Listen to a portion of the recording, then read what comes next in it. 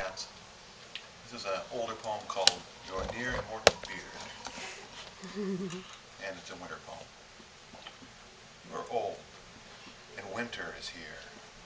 You can feel it in your bones, the future surrounding you, screaming from battlements of drift around the yard.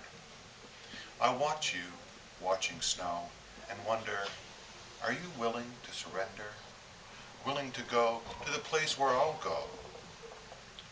Where I'll go, but not, I think, go willingly. Now and then, when you grow quiet, I feel that you have lost me. I watch you in the morning, scraping at your near immortal beard, and think how easily you fit your life. Never use a saucer, never lose the butter from the knife. I watch you at the window and wonder what you wonder when you watch the snowbirds burning into wing. Are you thinking how the snow gathers before our eyes and keeps on falling all night, unseen, surrounding the trees in rings? Are you thinking how it gathers on this hill and over the next hill and shines like light in space forever? I watch you watching snow and wonder, does it fill you up with water? Do you feel yourself begin to flow away? I watch you don another sweater and stoke the stoves, poke the logs, and deftly lay the fire right. I wonder if you're thinking how the snow sifts down like rosin from the bow when you play the Blaudona waltz. I watch you watching snow as it thickens into blizzard, sticks, melts, and slithers down the glass. I watch you at the window and wonder what you wonder when you cool your leather cheek against the weather-beaten sash.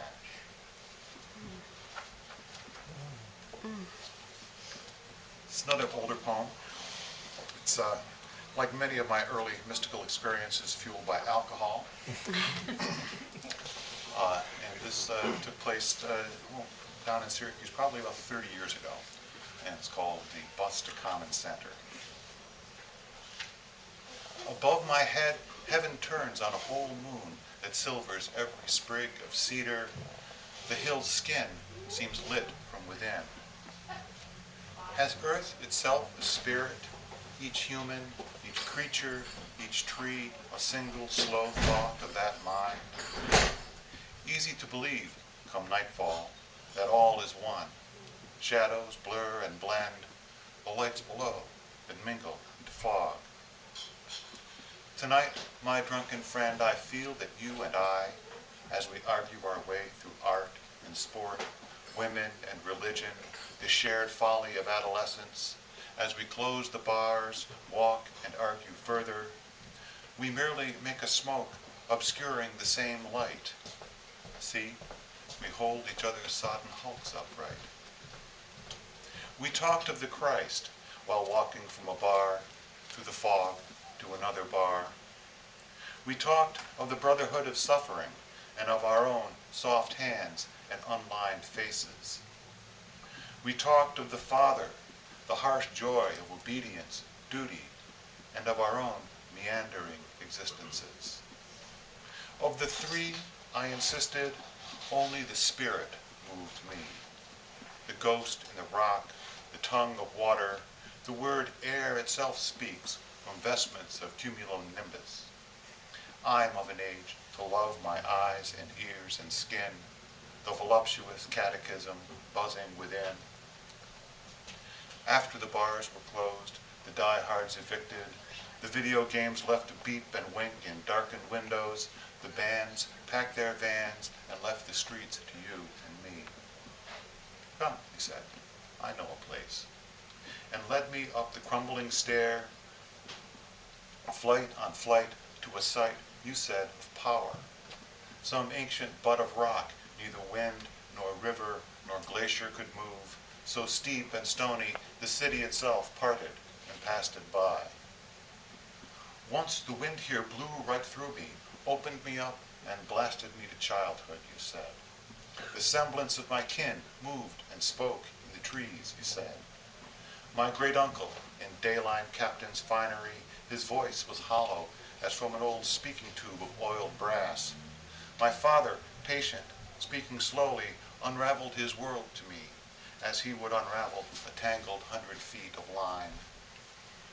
Another time I found myself staring into darkness, as one stares at the darkened ceiling for a while when waking in the night. I went right out of myself to touch each mind in the houses skirting the hill, each insomniac, blue in the light of the late TV movie, each troubled dreamer, here and there lovers, or a child in the bottomless sleep of innocence. One night I had a premonition of the birth of my first child. I descended, light-headed. A bus bloomed from the fog, then passed on. Its destination sign said, Common Center. The windows were fogged, opaque. The engine sounds were quickly gone, but it was real, I swear. Though the scheduled runs had ended hours before, it was real as you or I. Think about it. Now that child is here, with my father's nose and my great-uncle's jaw and my temper. It makes me wonder what is ever really lost.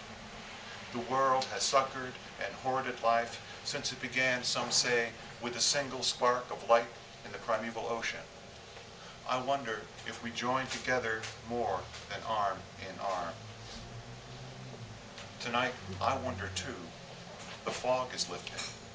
Just enough left to smear the street lamps that emerge one block at a time till all the distant suburbs shine like a second sea of stars beneath us. Surely some power marshals below. The quartz veins glow in a crown of boulders.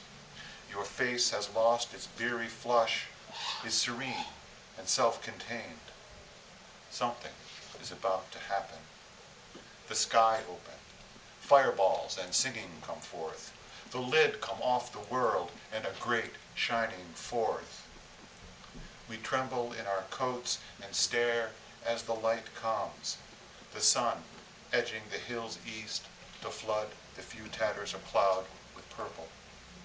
We walk down into the light.